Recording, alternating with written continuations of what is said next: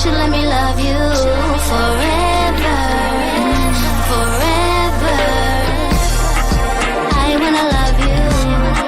Will you let me love you forever, forever and day, day, day, day, day.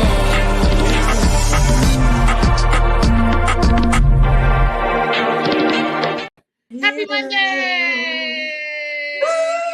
Happy Monday, happy Monday. Guys, welcome to TMW Online, the Melanated Way. I'm Linda, that's Abby. We have moved from Match Me Abroad to 90 Day Fiance The Other Way, and we are on season 7, episode 1, C'est la vie, and C'est la vie. It was so good. What were your overall thoughts, Abby? I love it. I love it. My overall thought was, oh, all of these people are living beyond their means. 100%. Hey, Tisway. Listen, my overall thoughts were, I can already predict to you what's going to happen this season. Like, the red flags are flagging, the lack of thought and processing all the way through about what this relationship is going to look like is a hot mess. People are already like giving warnings out, and we're just going to ignore all the warnings. So I'm excited. Yeah, I'm excited. And I really was excited to see a couple that they're already in the U.S.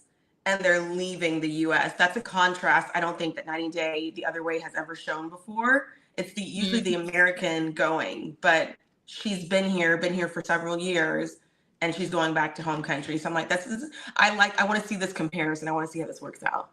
100%. Ty's loving the new look, Abby. Loving the new look. Thank you, girl. Go to my YouTube. You'll see my wig mishaps that have took a while to make it work. Hi, Raydella. Hey, girl. Hey. Hey, y'all. All right, let's jump right in. Chloe, 23, Boxford, Massachusetts. Competitive cheerleader, spoiled princess, sales rep, works for her mama shipping and logistic company, allegedly makes 6 figures. I mean, that's the way you do it, y'all. Your mama, your daddy, your cousin, your brother, they hire you and pay you 6 figures. Like, yeah. Yeah, as far as I'm concerned, this is just a little side quest for Chloe. It doesn't matter how it comes out. She is got a firm, solid ground to land on, whatever happens. Yeah, must be nice. So she fell in love with Jonathan, who's 32 from Aruba, and he is a pirate entertainer. And when I say I died of laughter, I said, y'all, she's leaving her cush life for a pirate? For a pirate, Abby?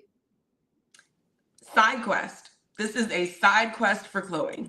Listen, this 23-year-old, and he already cheated. I'm not even there yet. A cheating pirate? Stop it. Stop it. You might as well just put the patch on and call it a day. So she met Jonathan on a girls' trip. She found him cocky at first. Y'all always go with your gut instinct. Your first impression, your gut instinct, exactly who that person is. Mm-hmm. But like, no, he's not going to run that on me. So they met up at a bar, and that was it. She booked a bunch of flights, a lot of times, to come see him. I'm interested to find out if he ever did any of the work. Did he pay for any of her trips? Did he come and see her in Boston? Because, you know, all those things are important, but guess what? I know he didn't. So 11 months they did long distance, and now she's going to move to Aruba to be with her pirate. And she's leaving her mom behind. Her mom's her best friend. Her mom is packing for her, which was another like little red flag for me. You're 23 years old and you are clearly, you said you were a spoiled princess, but you're going to have to do some of that stuff on your own, right? Like, who's going to do your laundry when you're there if your mom is having to pack for you at the age of 23? Mom has to get there, and it's going to be like an episode of Simple Life.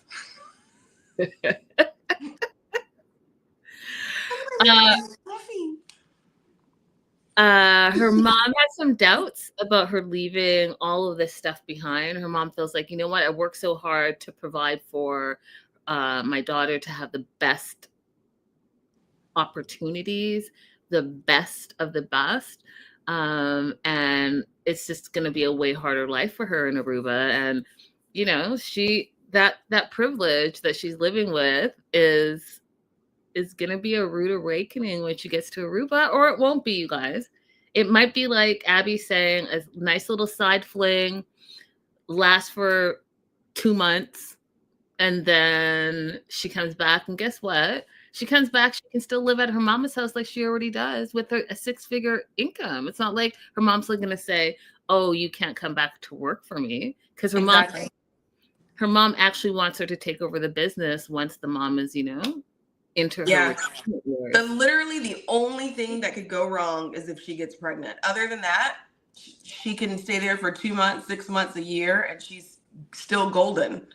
Just don't get pregnant, Chloe. Say that again. Tanya says, is it me or could Chloe and Luke be twins? I mean, I didn't see it, but now that you said it. Yeah, right? So her friend Jen. Now, I was a little confused by Jen. I'm a little confused by her. So Jen is rushing over under the pretense that she was going to be saying goodbye to her friend Chloe, but really she is going there to stop her from going to Aruba because she thinks it's a completely bad idea. And one of the reasons she thinks it's a bad idea is because she said that, you know, you go to Aruba to just party and have a good time, but you don't move there for a guy because they're used to the tourists coming in. They're used to hooking up with tourists and all of that. But then she met her own husband in Aruba on the girls' trip and clearly did the K-1 visa and brought him over. Mm-hmm. And he not only lived next to her, Darren, her husband, not only lived next door to Jonathan, but grew up with Jonathan, was in the same industry as Jonathan. Birds of a feather flock together. Don't act like you're, just because you brought your man over, that he's any better than this Jonathan character. Yeah. Do you know what I mean? I do. It felt more hater than I love my friend to me. But we'll see more of her, so I guess it'll reveal her true personality. But the intensity that we're seeing from her, I was just like, I don't know. I see this as like a side quest for Chloe. You're her friend. You obviously don't want her to get hurt, but you also know that she's got the same foundation to return to that we know that she's got to return to. So I'm not understanding why there was so much like venom in her, like, no, you cannot do this. You shouldn't do this. And I'm different because he moved to the U.S. What is that? What is that? It was weird to me. It was totally weird. I didn't really. I was like, ooh, it's what is it? The kid. I couldn't put my finger on what it was. Is it like, is she saying that the culture of Aruba is X and X is not as good as being in the US? Like, what? Something else was rubbing me the wrong way about the way she was describing my marriage is okay because he came here, but you going to Aruba is not okay. That's what I'm saying. That's what I'm saying. That logic doesn't make any sense. Because you just brought your husband over and she's going to what she's hoping is going to be her husband. Like, birds of a feather. That's all. Also, 23 is so young to get married. Anyway. So young. How do you go from living at Pardon? I got married at 23. It's such a young age to get married. People do it. I know a lot of people that get married early and are still married. So, you know, to each their own. Yes. Your S1A is saying hello to you, Abby. Hello. So Jen feels like Chloe's making a mistake, and she's like, he's not even faithful. He took another girl on a trip to Florida, tried to lie and say that they were in an open relationship, which is the new thing, by the way, you guys. As soon as a guy gets caught cheating, he's like, oh no, I'm in an open relationship. Does that person you're in that relationship know that it's an open relationship? Because you sound crazy. So Chloe's like, you know what? I don't care. I forgave him, and I think it's going to work out. So she's off to Aruba.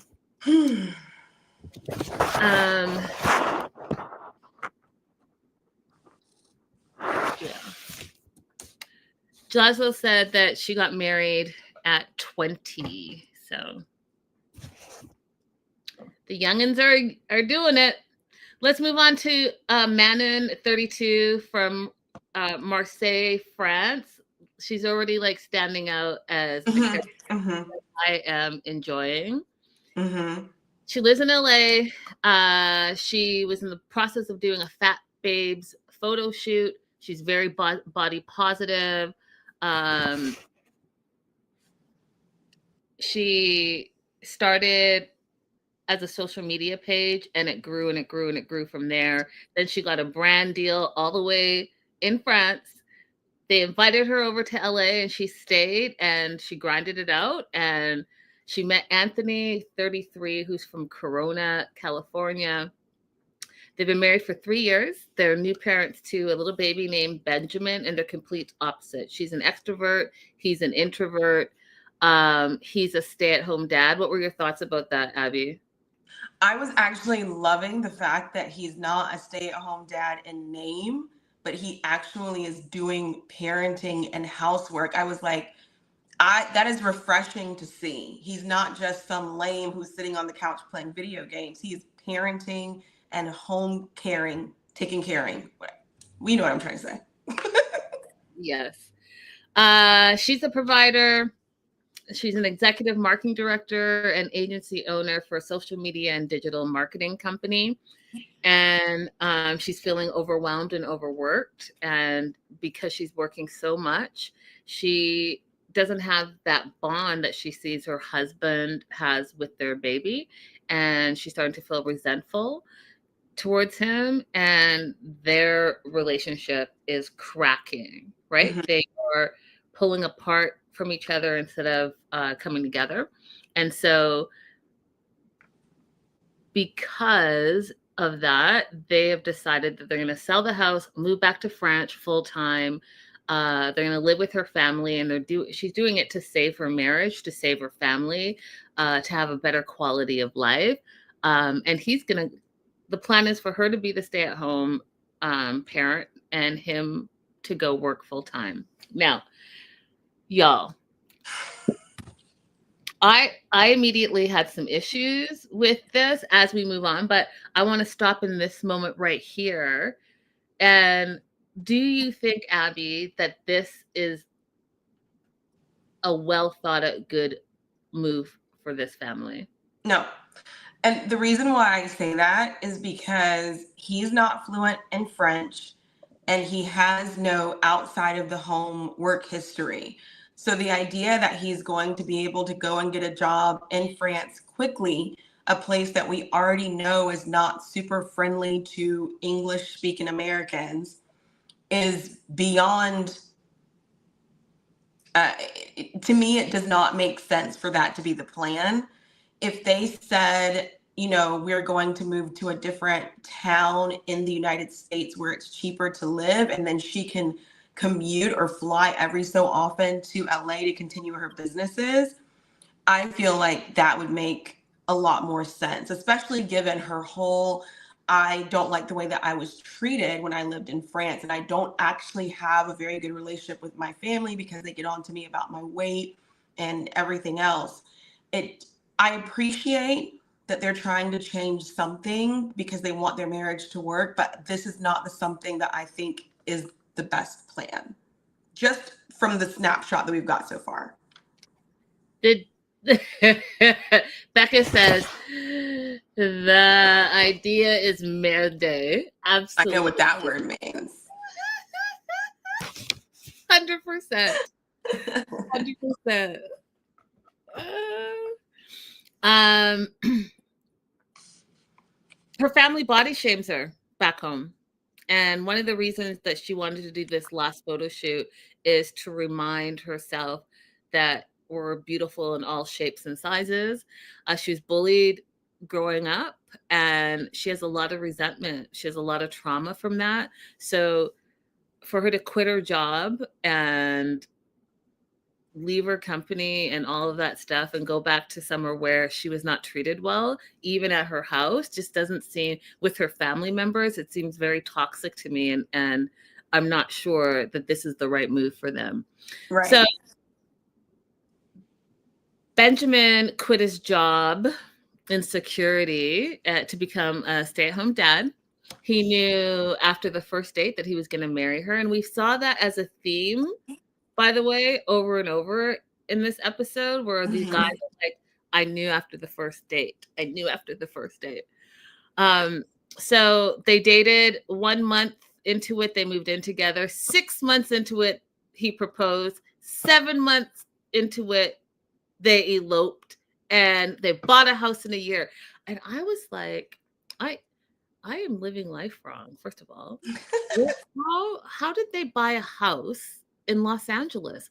And when we get into it just in a bit, you guys, a house for less than $1 million, and it looked beautiful. Where is this? I mean, when she said that she grinded and got it out the mud when she arrived in LA and was homeless, she meant it. She meant it. She meant she spent every waking moment working and getting her dollars together. Yeah, I don't mean that part. I mean, where did you find a house that is beautiful as what it looks like in Los Angeles for less than $1 million? Hey, Vanessa. Hey, girl. Hey, Michelle. Yeah, I would like to know. But anyways, their marriage is starting to fall apart. So they're moving to France to save their marriage. They put their house on the market, sold within a week for $810,000. They made an $88,000 profit. And the kicker is they have to be completely out of the house within 2 weeks. That's a crazy time frame. They must, Vanessa, they must live in, well, I don't know if they live in Corona. Well, they said that he is from Corona, but that they currently live in Los Angeles. So yeah, I don't know the different areas in Los Angeles the way that you do, Linda, but are there some areas where maybe it's a little bit less desirable so you can get a nice house for under $1 million? No. Like Corona, no, yeah, like Corona, less desirable. Riverside, less desirable. Lancaster, less desirable, in my opinion, but I could be wrong, you guys. That's just personally my opinion. Okay, throwing that out there. So they sold the house. They go to try to sell the car, but they owe $27,000 on the car. They only offer $15,000. She gets really upset by that. She's like, no, that doesn't make sense. But you know, her husband was ready to go for it. He was ready to go. I'm so confused about this car situation. How do you owe $27,000 on a car? I've never had a car that's over $20,000.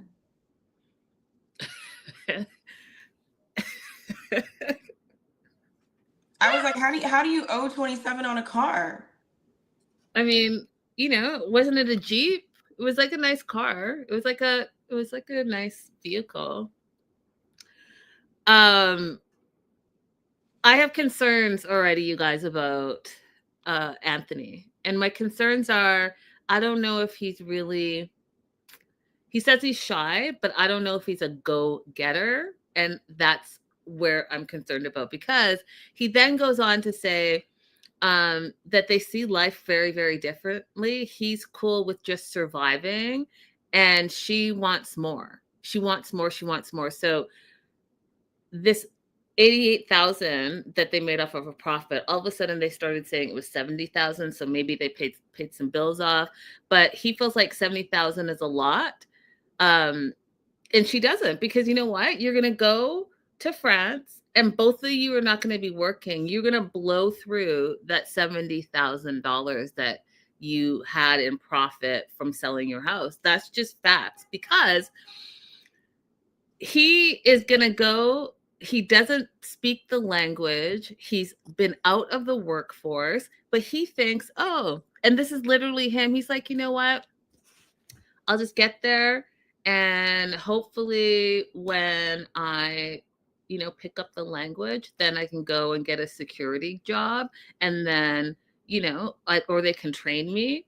That doesn't sound like plans. It doesn't sound reasonable. It doesn't sound like he's been online to see what kind of jobs are even available. How much do those jobs pay? What are the qualifications for them? It just sounds like hopes and wishes. I do think that he's not as passive as he comes off. Like we see him speak up for himself later on. But I don't think he's realistic in what he thinks is available to him in terms of employment.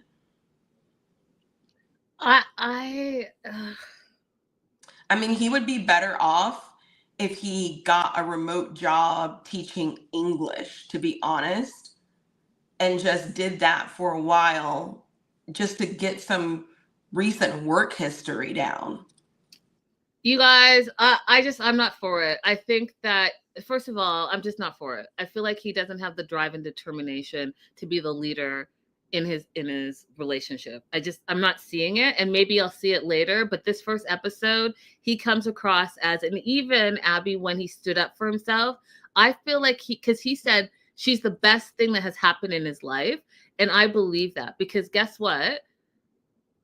He can just do whatever. He doesn't have to worry about how the bills are getting paid. He doesn't have to worry about anything, and he doesn't show me the ambition, like, hey, yeah, you know what? I see that you are working so hard. I see that you want to have a relationship with our child. Let me take the initiative to start already learning the language before we get there. Or how about this? If you guys have been together for 3 years, why have you not learned the language so that you guys can both speak the language at the house and your child can be bilingual? And you can also, meet your wife who's from another country where she is. So she speaks your language. You made no effort up until you're now moving to France. You still don't know how to speak French. Yeah. I don't know.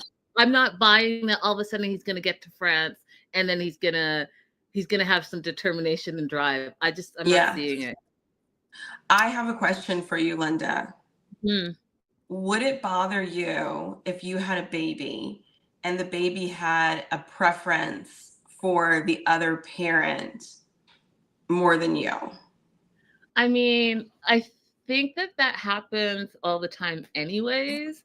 I would be the preferred parent. I wouldn't resent my partner over it. It would just be like, obviously our child is making poor choices.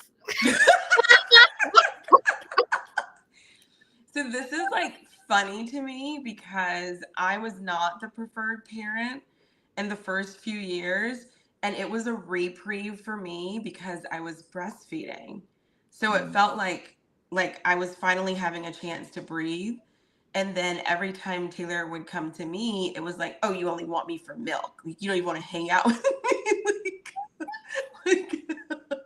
like I'd be trying to hold Taylor like this. And you know how babies do this? Because they're trying to peck around and find the boob. Yeah. It would be all of that. So like, I didn't feel resentful about it, but my sister felt resentful of me because I lived closer to my nephew. And so when he had a daughter, my great niece, she had a preference for me over her grandmother. So that was fun to rub in her face.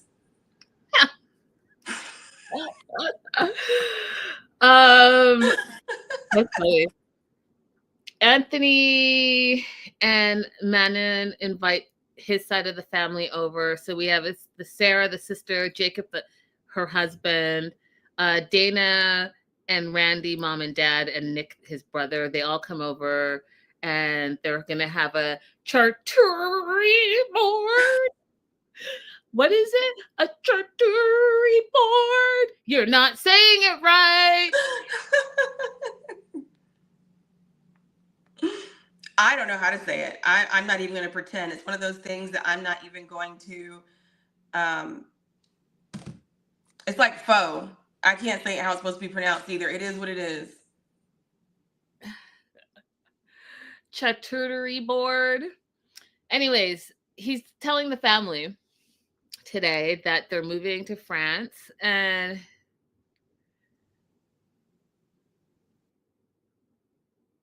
the sister, listen, y'all, what you're not about to do is be in my business like this. So Anthony tells the family, they're in shock. They're like, oh my goodness. They said something that piqued a little like a little ignorant vibes, like my neck, behind my neck, the vibes just were shaking. When the mom said, so what? His first words are going to be in French? Like, that's a bad thing? I was like, oh, the American of it all. And that was a really weird one because they're both white. So I was like, what is this?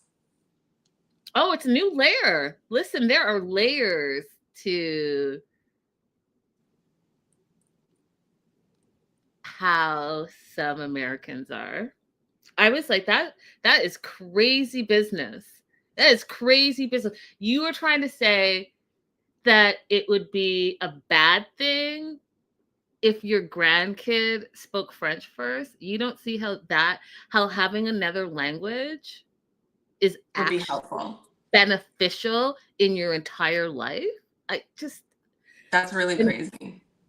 So they're like, yeah, we sold the house. We're moving to France. We're leaving in 2 weeks. And the sister Sarah goes off and says a bunch of stuff.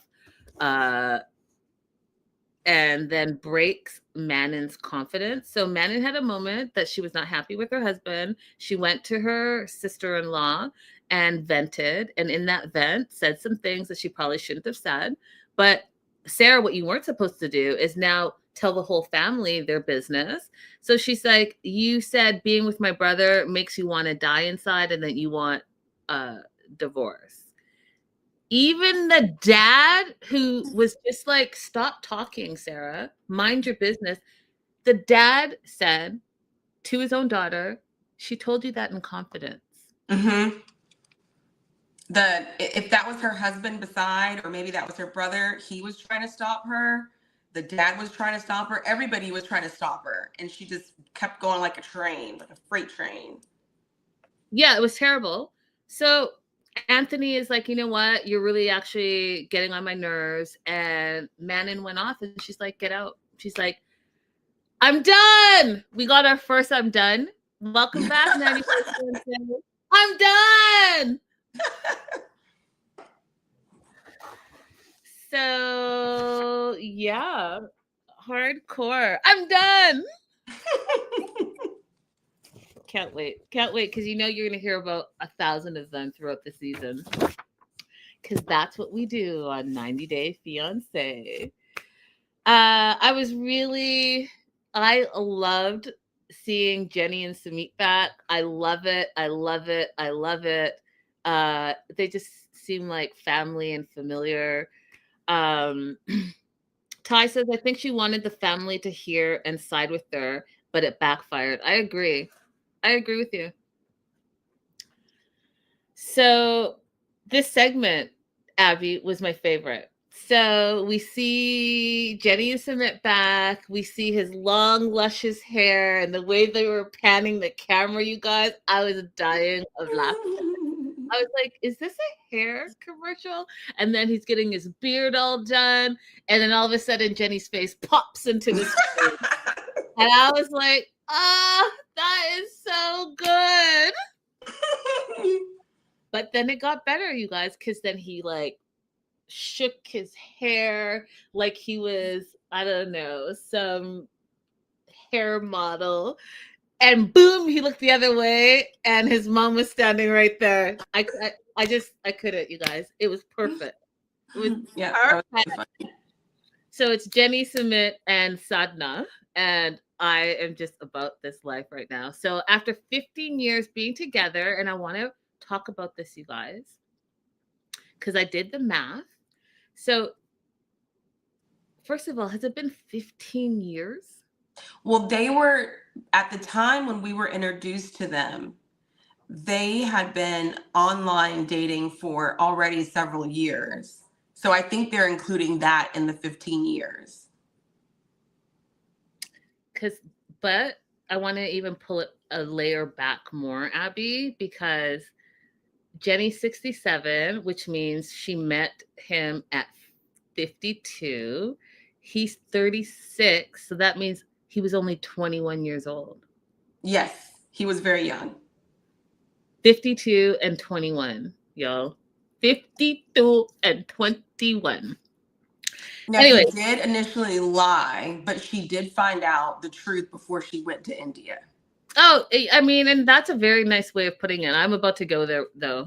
So apparently, Sadhna has finally accepted their relationship, and it's been a long journey to get there. You guys, he catfished her. If you guys remember, he's a complete phone catfish. Had a picture of a model, wasn't her. She still fell for him. She fell in love with the catfish, but then gave the non-catfish Sumit a chance. Then she went to India to see him, be with them, and to come to find out that he full on married someone else behind her back, didn't tell her a word, and still let her come all the way to India. Then, you guys, he stalled. He was supposed to get divorced. The divorce was taking too long. He finally gets divorced, and then he's stalling. She's begging him to marry her. She finally gives him an ultimatum, you guys, and they get married in secret, which causes a more rift between him and his parents. And so they disowned him. And fast forward, now the mom, because it really was the mom that was leading this, has finally accepted their relationship. And that just happened over the last year. Right. And we skipped the part about them trying to get Jenny to become a Hare Krishna. Yeah, because that's a side note, but hilarious.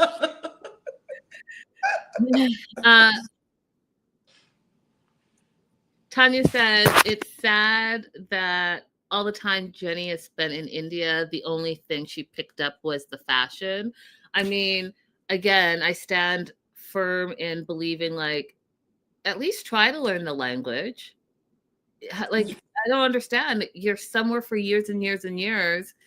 At least try. Yeah, I don't think that when your partner has a different first language, I don't think that you're really meeting them and all of their humor and all of their personality if you can't get into their language. That's what I think. And I think it's lazy, to be honest. I just think it's lazy. Yeah. Look, Joslo remembered a detail that even I forgot. She was friends with Sadhna and didn't reveal that she was with her son. Yeah. Mm-hmm. That was another layer of issue that they had.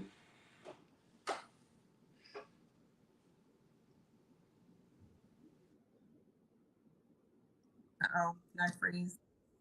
No, I'm thinking because I remember that, but if I put it in the whole scheme of things, that doesn't even really make sense because they met as a catfish. But then she pretended she's just going to come and stay with her friend Sadhna and did not reveal that she was dating her son. At her house.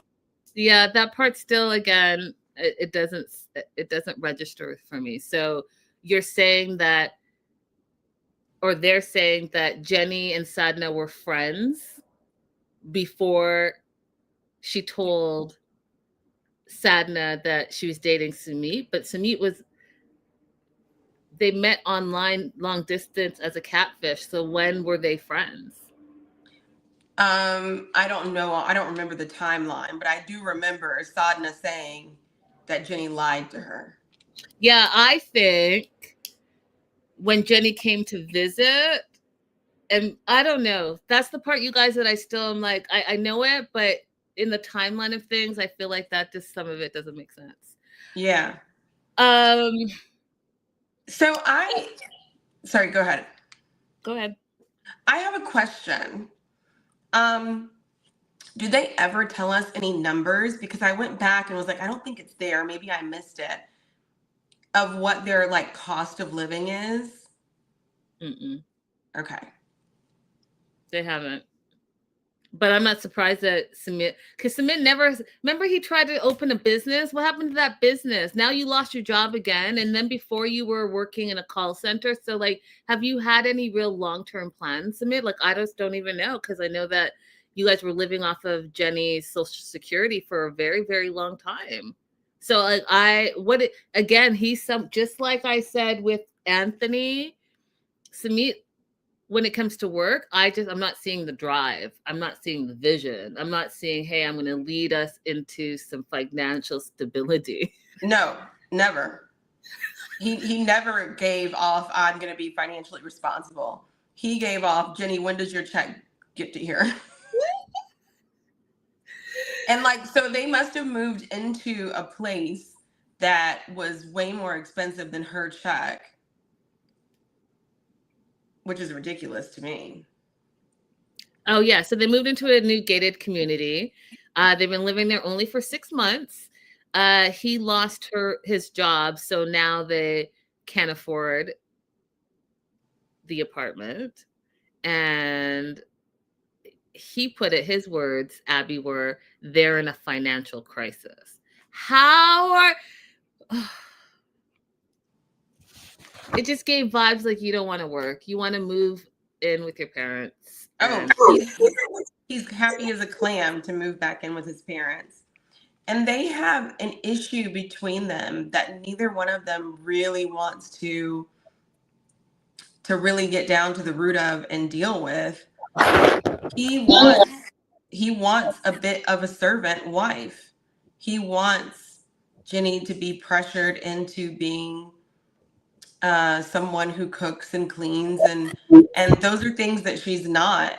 And so like, how have they been together for all these years when it's very clear that he wants that, and it's very clear that Jenny does not want to do that? Oh, Joslo said that her Social Security is around $630 a month. So they are living above $630 a month. That's crazy when you consider the conversion. Yeah. So they're moving, and they're going to be in a multi-generational house, but even more like multi-generational house. We're looking at, they said 6 people, but they weren't including the kids. So it's really 7 people.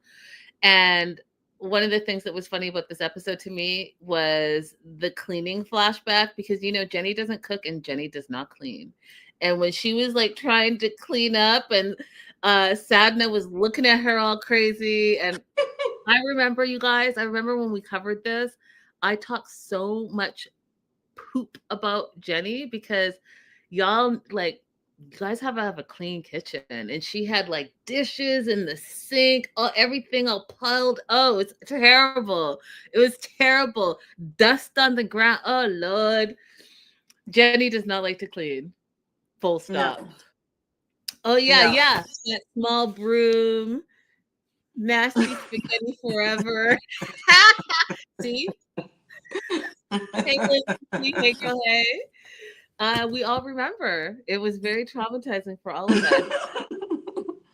Jenny's worried about this move affecting their relationship because they're finally in a good place, and she's finally been accepted by the parents and the family. But I'm going to tell you this right now. We all know that this is a terrible idea. It's horrible. A terrible idea. Terrible. Sadna hasn't changed, and now you're moving into her space. It's not your space as a couple. It's the parents' space that you are not now going to pay rent. So how are you going to earn your keep when you already know that Sadna is very, very demanding, expects things a specific way, as she should. It's her house. Mm-hmm. So, like, I already see, again, this is a bad idea. This is a horrible. I'm like, this must be some kind of torture ritual, some kind of like sadism or masochism, whichever one is the right word, because why not just move to a cheaper apartment? That's the part I don't, because he doesn't want to work and he does want to live with his parents, because we'll get to that too. So they meet with his brother and his sister-in-law, Amit and Shri, and they're all going to live together. So Sadhna, her husband Anil, Jenny, Samit, Amit, Shri, and their baby, Anshu. That's 7 people, y'all. And one of them is a like bossy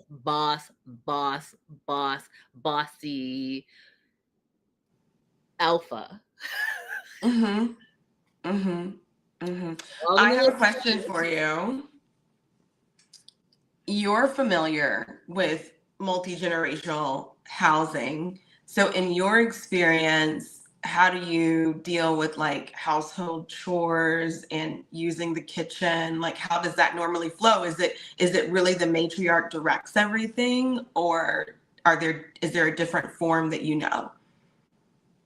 Everyone is in charge of their own family units, and you just come together in a house. So if you're lucky enough to have a house that has different levels, then each family is going to stay on a specific level and they're in charge of those spaces. Yeah, you'll come together to eat, break bread, but everyone makes sure that they take care of the house.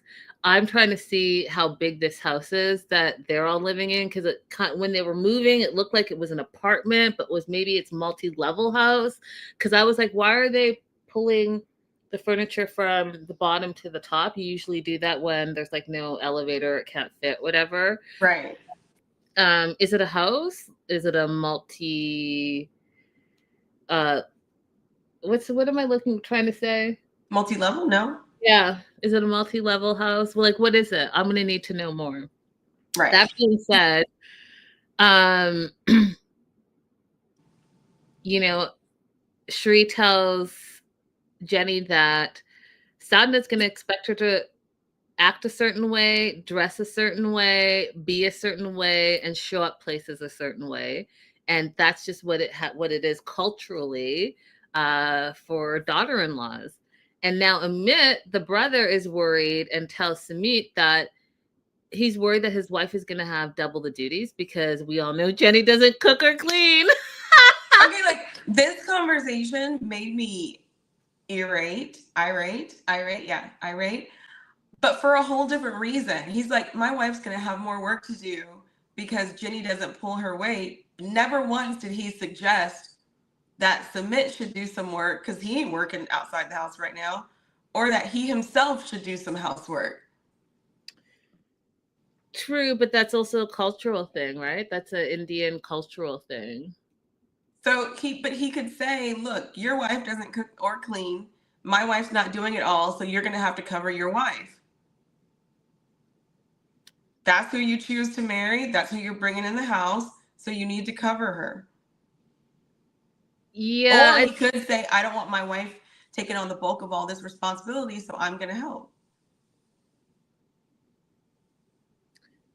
Yeah. I don't know how they would, like, how would he think of that if that's not his cultural norm? I mean, I think of things that are not my cultural norm all the time. Why are we limiting his ability to experience something else by culture, or his experience to think of something else by culture? I guess. I mean, yeah, I guess. Either way, Sumit is the winner in all of this, right? Because he gets to move back home. He gets to not be at work. And, he thinks that he's going to live with his parents forever. And that, you guys, since day one, is everything that he's wanted. So we are full circle. And the winner out of this is Sumit. Exactly. That's all. And now he's gonna watch his mom try to beat Jenny into submission. Basically, that's exactly what's going to happen. Shri tells Jenny a little situation that she had with Sadhna, and how Sadhna, first of all, Shri was the favorite, right? And now she's not, because they had a disagreement, and Sadhna said that you've never done anything for us, which I'm sure is absolutely not true. And so the dynamics have changed, and now Jenny is Sadhna's favorite daughter-in-law. That's why I think that Jenny is also like, this is not a good idea. I just got in. She likes me. I'm the favorite. And now I'm going to have to come on in and live under her rules and regulations. And it's not going to go well because, like Sumit said, they are both very headstrong. Yeah. Yeah. But yeah, Sumi wants to live there forever. Ever. He has no intention on leaving. She thinks that this is temporary. He said, no, this is what I want. I want to stay here forever. She doesn't want to cook her clean. He wants her to cook her clean. Like, they have these fundamental differences that they've been able to ignore for the past several years of living together. And it's so weird. He is driving. They are moving. It is move-in day. And he suggests to Jenny that she should make dinner for the family as a token of goodwill. I was like, what is she supposed to make? She can't cook. She's proven this time and time again. He just thinks that if she just goes in the kitchen and keeps trying, I guess something will happen. But everybody don't want to deal with that, Sumi. I think everybody don't want that. I think it's hilarious. I was like, what will she make? All these years he's known she don't cook. I don't understand she can make a charcuterie board. Facts. So they get there and the mom welcomes Jenny like she's a new bride. There's like this ritual thing that they do, and she has to kick over the rice, and they welcome them into the house. And then they start moving in, and I started laughing because Jenny has a bunch of stuff and a lot of clothes. And she admits that she has a lot of clothes, you guys. And the mom was being exactly who she's always been. She's already digging in Jenny's stuff. She's like, what is all this old clothes? Does this even fit? Does this fit you? And Jenny's like, it doesn't fit. So she gives it to Shri. I was like, how are you going to give something that doesn't belong to you away? What? And then she finds alcohol and is shaming Jenny for drinking. She's like, you drink? And then Sumit tried to say that it was for medicinal purposes. Sumit was like, no, you've got it wrong. We are apothecaries. And the mom said, we have doctors here. Listen, Sadhna was a comedian this episode. This whole episode was fantastic. Fantastic. The mom's like, should I throw this remote? Jenny was like I don't know. She was like a linebacker, y'all. She grabbed that rum quick. She's like, if I'm going to live in this house and put up with all this, no, I'm going to need my alcohol. So good. So good. And last, but certainly not least, is Madeline, who's 20, from Medellin, Colombia, and Luke, 31. And you guys, I hated his intro, because who says they live the hills north of Los Angeles? Where is that? Where is that? What does that even mean? So do you live in Los Angeles? Like, I figured it out because I saw after, but why not just say where you actually really live? Because you want to say that you live in Los Angeles, when really you do not.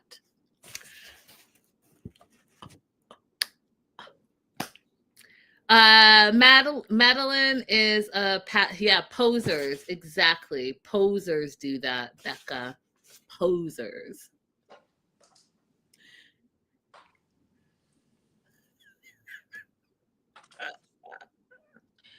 So this guy presented me with a conundrum that I cannot wait to keep watching and figure out. his father speaks with an accent that I have never heard before. That is not an American accent. Oh, it's not for sure. He's from somewhere. I thought it sounded very like Scottish, Ireland, like an accent that he lost over the years, but it was still there. That's what it sounded. I was like, it's a little bit Appalachian, but not. But I can understand him, and I can't understand a lot of Appalachian people. So I was like, yeah, maybe he is Scottish, Irish, something like that. But like, you know, his parents moved here maybe, and then he was like isolated or something. Because that was very interesting. I've heard Irish Americans speak, and I can tell, oh, they're Irish. His was like, what? Mm-hmm. Yeah. Very interesting. Hopefully we find out. Madeline is a pageant girl. She started a year ago. She's been in 2 pageants. She won her 2nd pageant. So now she is a queen, in her words, and has taken on a pageant coach. She loves the attention. She thinks that her, beauty and brains is all there needs to be. And Luke met Madeline on a boys' trip to Colombia.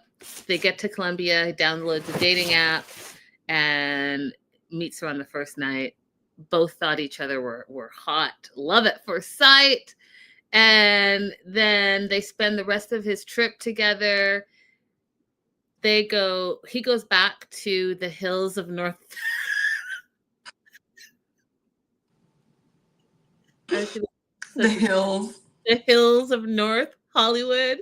No, not even North Hollywood, because he's not really in Hollywood. The hills north of Hollywood. And then they're in this pseudo long distance relationship. Now, when I tell you that I was shocked and appalled about what he did next, but you guys, for him to show his loyalty and dedication to the one he loves, the one and only, he went ahead and tattooed her name by his eggplant, y'all. By his eggplant.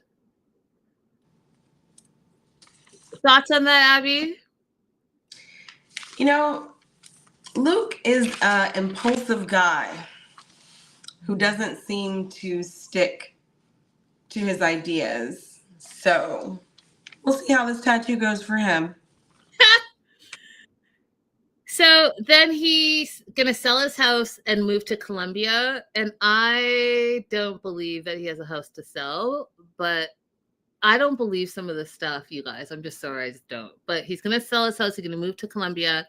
And he proposed after they were together for 9 months.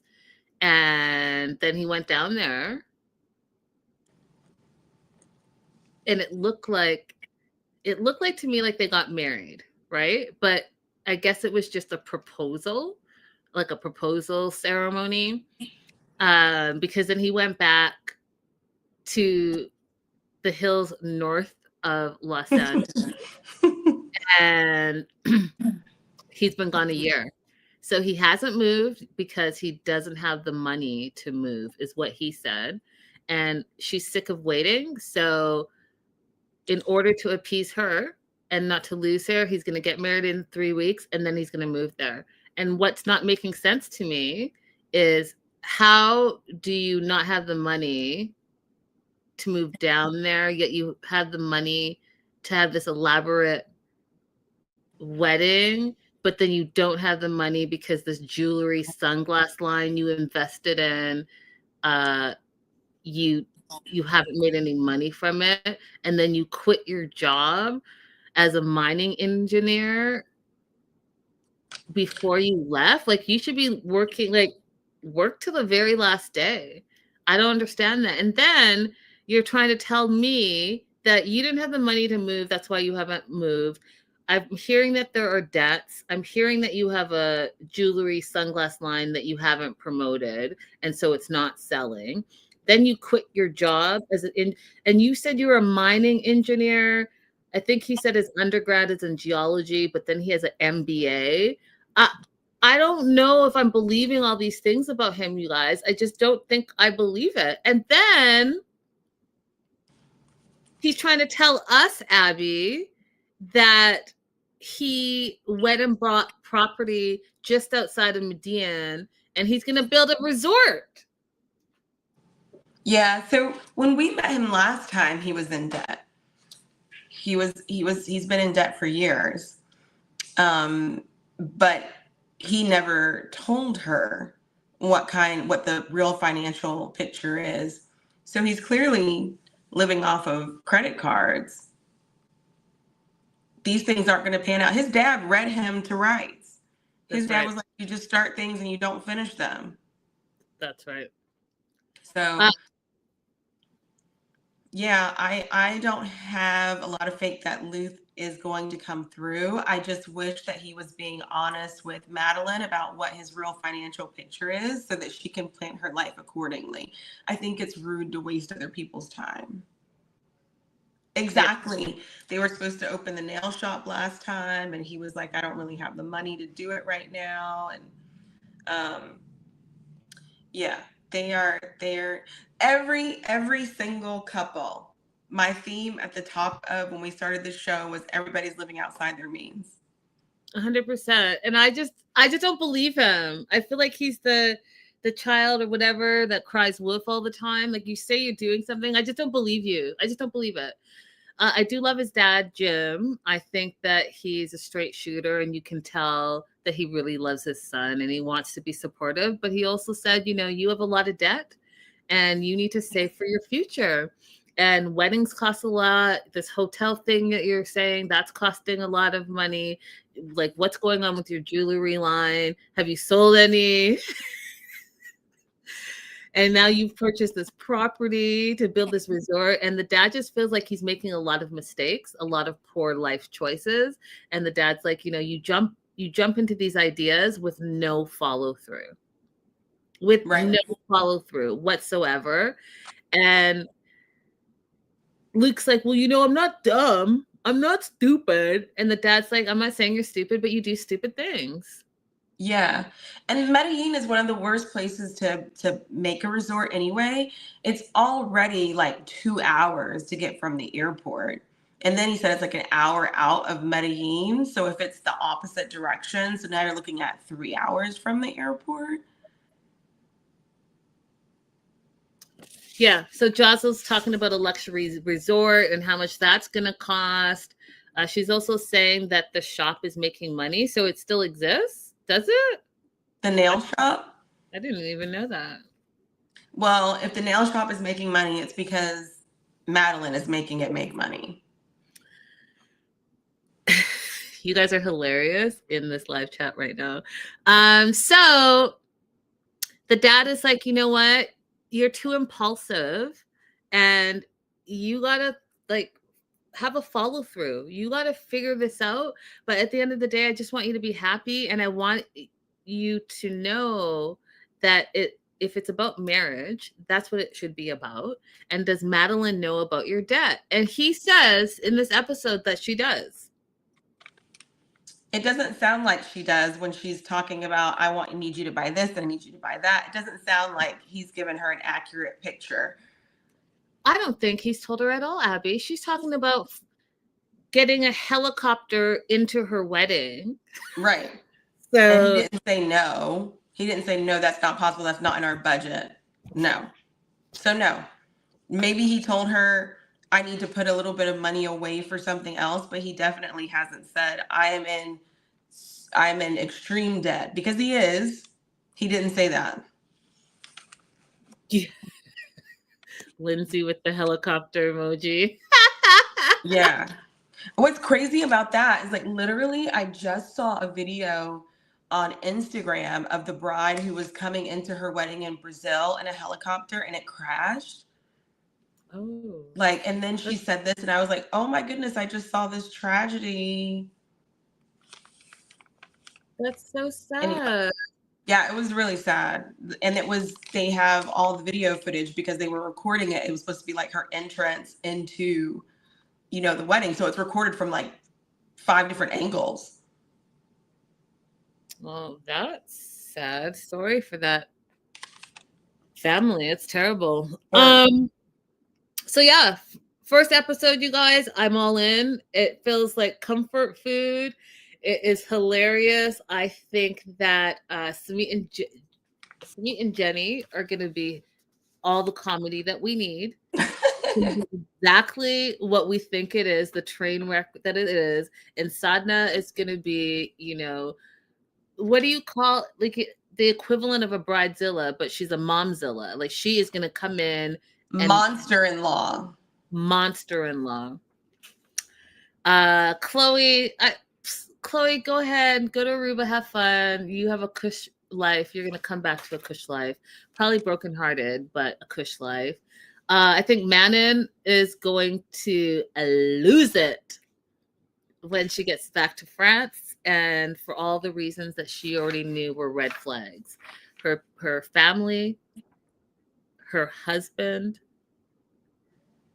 the people that bully her, and then I think money is going to be a huge issue. What were you Oh yeah, because they're moving to a place where their money is not even going to be longer. Their money is going to shrink moving to France. Question: if you were going to, so my thought process watching Manon and Anthony was, why not just move to a different U.S. city? If you were going to suggest a U.S. city that they could move to where she could still run her business and go to L.A. every, like maybe once a month or whatever, what city would you suggest? Phoenix, Arizona. Phoenix, you can have a cheap house. You can be in and out in LA in like an hour and a half. Yeah, that's a good choice. Cheap. I was actually thinking Texas.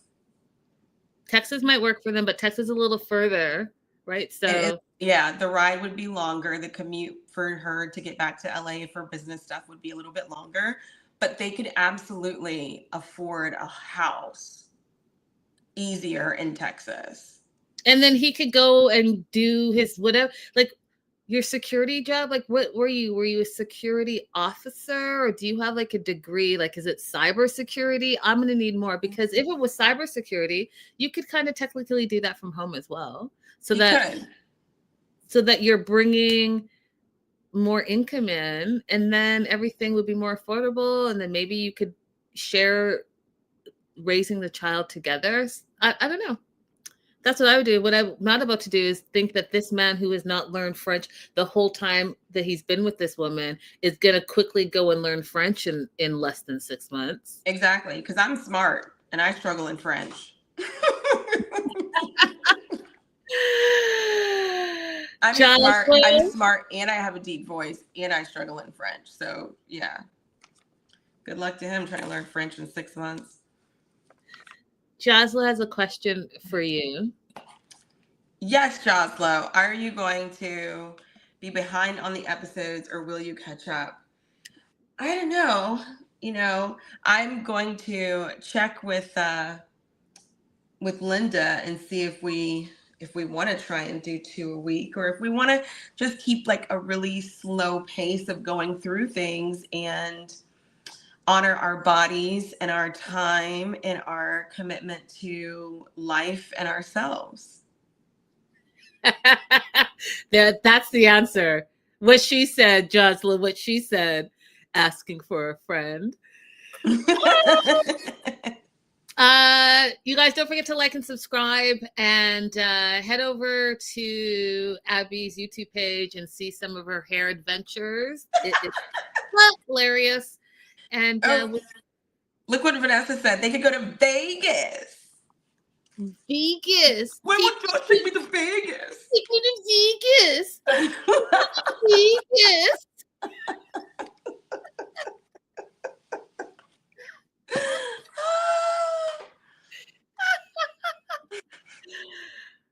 Plus Abby got a new boo. Right. New boo, new hair, new bae. Who did? You won't see that on YouTube. You'll have to go to my Instagram for that. But you're welcome to come check me out, guys. I am I'm posting more, and I talk about immigration. I talk about What else talk about? Stuff. Lots of stuff. What's going on in the world? So come hang out with me.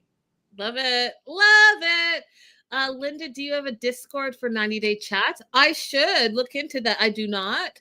But as you guys know, I am building out the Melanated Way to TMW online. So it's going to be all things, you guys. I'm really excited. The website is coming along. It's going to launch shortly. So I'll definitely look into Discord because I do want to have all my social media in one place for you guys to find, because as you know, I do all the reality show stuff, TLC specific, but I do a lot of other stuff, a lot of entertainment reporting and interviews and some feel good stuff and some faith stuff. So yeah, come through. Yes. Hey, you guys. We will see you soon. Toodaloo. Ta-ta for now. TTFN like Tigger. That's good. That's good. And are we still on? I said end the stream. End stream.